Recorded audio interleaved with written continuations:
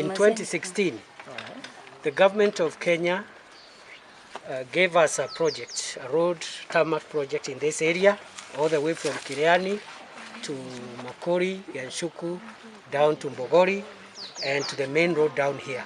We got 23 kilometers at a cost of 1.9 billion or nearly 2 billion shillings, and we are happy today the road project is complete. We are very grateful to His Excellency the President and the Jubilee government for helping us open the economy of this area. This is a very productive area. This is a tea growing area, and this is also a dairy farming area, highly potential.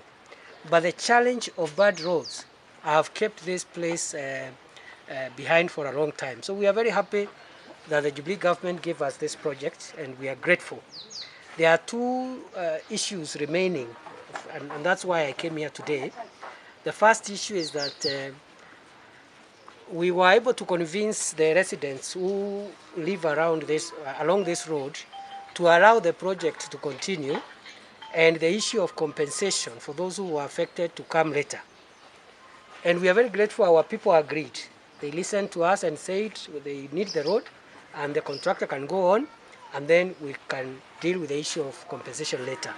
So I'm here today just to get the information from the affected residents so that I can go and follow up with the National Land Commission to ensure the compensation of our people who were affected either by the road itself or the drainage systems that for draining the water. Some of the gullies may have affected some people's parcels of land even further away from the tarmac. And that report I have got, I am going back to Nairobi.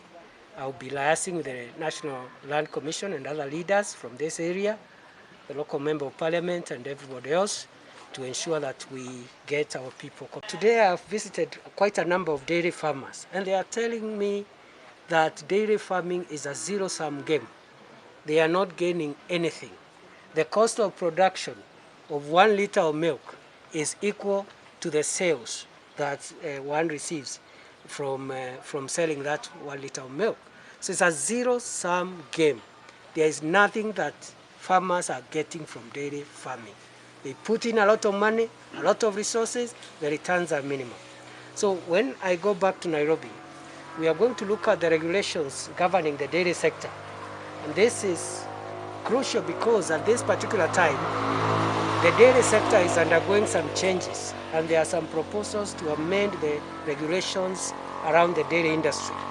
One of the regulations that we are going to look at is the dairy industry minimum price or pricing regulations. And these ones are aimed at setting up the minimum price for buying milk from the gate farm.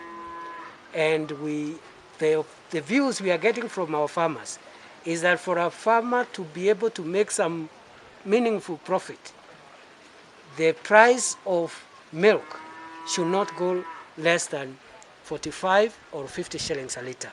So we'll go and try and negotiate with the other colleagues in the Senate and even in the National Assembly, and see whether we can review those regulations so that we set a minimum price for 1 liter of milk, which gives the farmer some tidy or some reasonable or significant return.